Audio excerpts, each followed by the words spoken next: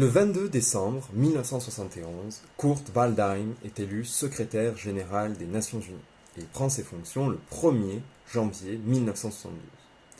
Il reste à ce poste durant 2 mandats jusqu'en 1981. C'est un habitué de l'institution.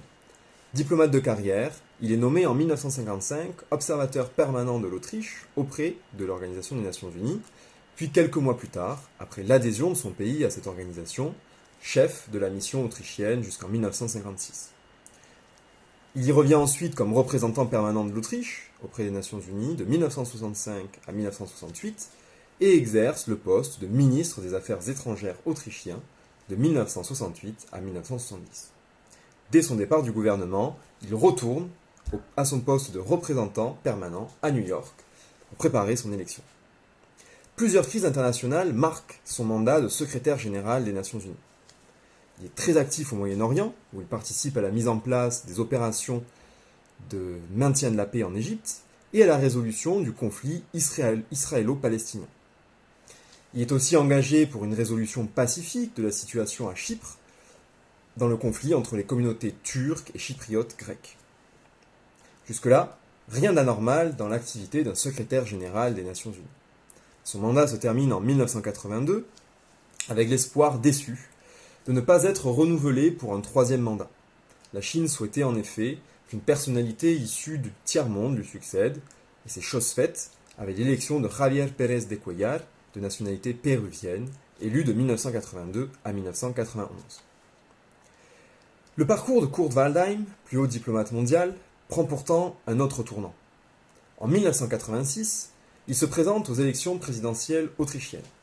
Toutefois, un hebdomadaire viennois, Profil, annonce le 3 mars que Kurt Waldheim avait fait partie de l'armée allemande tout au long de la Seconde Guerre mondiale et qu'il avait appartenu à 2 organisations de jeunesse nazies, suivies par le New York Times le lendemain, et alors que la presse internationale s'empare de l'affaire, le Congrès juif mondial continue d'apporter de nouvelles preuves le 24 mars 1986. À l'origine du scandale, un historien, Robert Erzstein, qui partage ses recherches et rapporte les preuves de la présence de Kurt Waldheim en Grèce et en Yougoslavie tout au long de la guerre. Le Congrès juif mondial obtient même des documents des Nations Unies datant de 1945, selon lesquels Kurt Waldheim était considéré comme un criminel de guerre et devait être urgemment traduit en justice. Selon Israel Singer, secrétaire général du Congrès juif mondial basé aux États-Unis, ces preuves conduisent à 3 conclusions. D'abord, Kurt Waldheim était un nazi. Ensuite, Kurt Waldheim était un menteur. Et enfin, il était présent sur les lieux où ont été commis des crimes de guerre. De son côté, Kurt Waldheim a toujours nié avoir appartenu au SA. Dans ses mémoires publiées en 1985, dans L'œil du cyclone, il assume avoir été intégré dans l'armée allemande avec le reste de l'armée autrichienne. Comme diplomate, puis comme secrétaire général des Nations Unies, il a toujours affirmé avoir fait un très court séjour dans l'armée allemande. Il indiquait avoir été blessé en 1941, puis démobilisé, ce qui lui permit de terminer ses études de droit. À cette époque, il niait avoir été le spectateur de déportation ou de la persécution des partisans grecs et yougoslaves. Selon lui, l'ensemble de ces accusations ont été prouvées fausses, et c'est la ligne qu'il maintiendra jusqu'en 1996. A l'inverse, les preuves font acte de sa présence sur ces documents ou des photos en Grèce et dans les Balkans, comme officier du renseignement sous le commandement de Alexander Lor, jugé, condamné et exécuté en Yougoslavie en 1947 pour crimes de guerre. Kurt Waldheim aurait stationné à Salonique, alors même que 40 000 juifs grecs étaient déportés vers les camps d'extermination. Un journal yougoslave a aussi publié des archives de la Commission yougoslave des crimes de guerre du 18 décembre 1947. Elle aurait à l'époque voulu placer Kurt Waldheim sur la liste des criminels de guerre.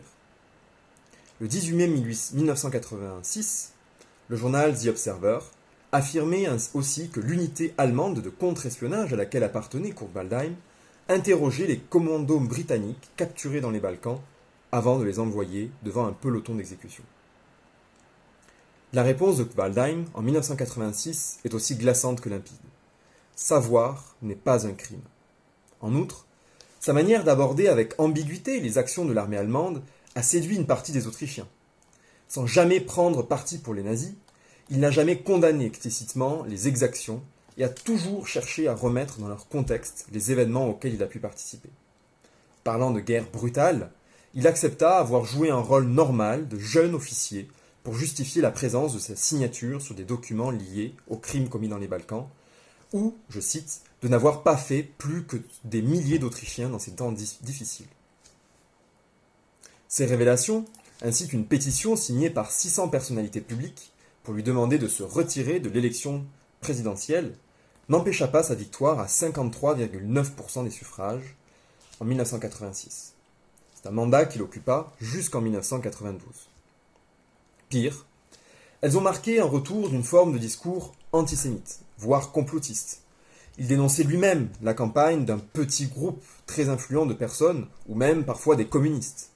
En outre, l'implication du Congrès juif mondial a conduit plusieurs des partisans de Waldheim à dénoncer un complot contre leur candidat à l'élection présidentielle.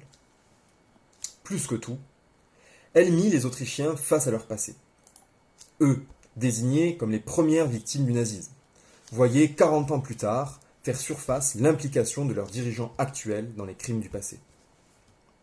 Afin de faire la lumière sur l'implication de Waldheim, un comité international d'historiens est réuni par le gouvernement autrichien.